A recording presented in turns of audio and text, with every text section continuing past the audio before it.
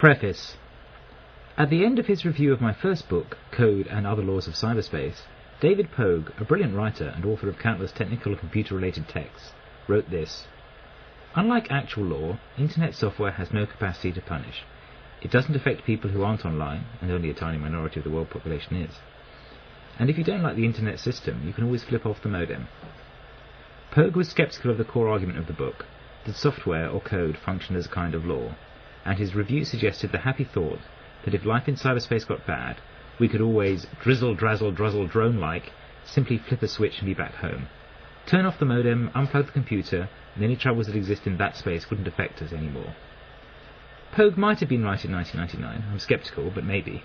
But even if he was right then, the point is not right now. Free culture is about the troubles the Internet causes even after the modem is turned off. It is an argument about how the battles that now rage regarding life online have fundamentally affected people who aren't online.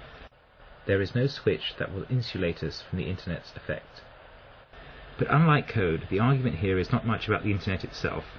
It is instead about the consequence of the Internet to a part of our tradition that is much more fundamental, and, as hard as this is for a geek wannabe to admit, much more important.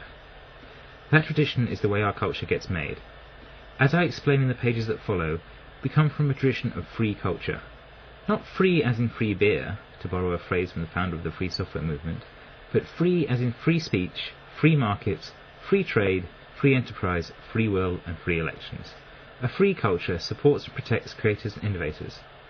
It does this directly by granting intellectual property rights, but it does so indirectly by limiting the reach of those rights to guarantee that follow-on creators and innovators remain as free as possible from the control of the past. A free culture is not a culture without property, just as a free market is not a market in which everything is free.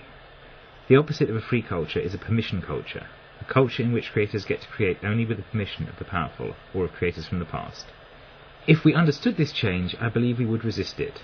Not we on the left, or you on the right, but we who have no stake in the particular industries of culture that define the 20th century. Whether you are on the left or the right, if you are in this sense disinterested, then the story I tell you here will trouble you.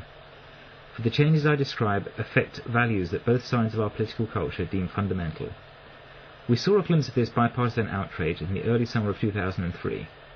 As the FCC considered changes in media ownership rules that will relax limits on media concentration, an extraordinary coalition generated more than 700,000 letters to the FCC opposing the change. As William Safire described marching uncomfortably alongside Code Pink Women for Peace and the National Rifle Association, between Liberal Olympia Snow and Conservative Ted Stevens, he formulated perhaps most simply just what was at stake, the concentration of power. And he asked, "Does that sound unconservative? Not to me. The concentration of power, political, corporate, media, cultural, should be anathema to conservatives.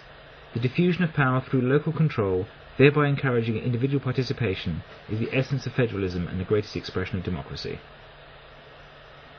This idea is an element of the argument of free culture, though my focus is not just on the concentration of power produced by concentrations in ownership, but more importantly, if because less visibly, on the concentration of power produced by a radical change in the effective scope of the law. The law is changing, that change is altering the way our culture gets made. That change should worry you, whether or not you care about the Internet, and whether you're on Safire's left or on his right. The inspiration for the title and for much of the argument of this book comes from the work of Richard Stallman and the Free Software Foundation. Indeed, as I reread Stallman's own work, especially the essays in Free Software, Free Society, I realise that all of the theoretical insights I develop here are insights Stallman described decades ago. One could thus well argue that this work is merely derivative. I accept that criticism, if indeed it is a criticism. The work of a lawyer is always derivative, and I mean to do nothing more in this book than to remind a culture about a tradition that has always been its own. Like Stallman, I defend that tradition on the basis of values. Like Stallman, I believe those are the values of freedom. And like Stallman, I believe those are values of our past that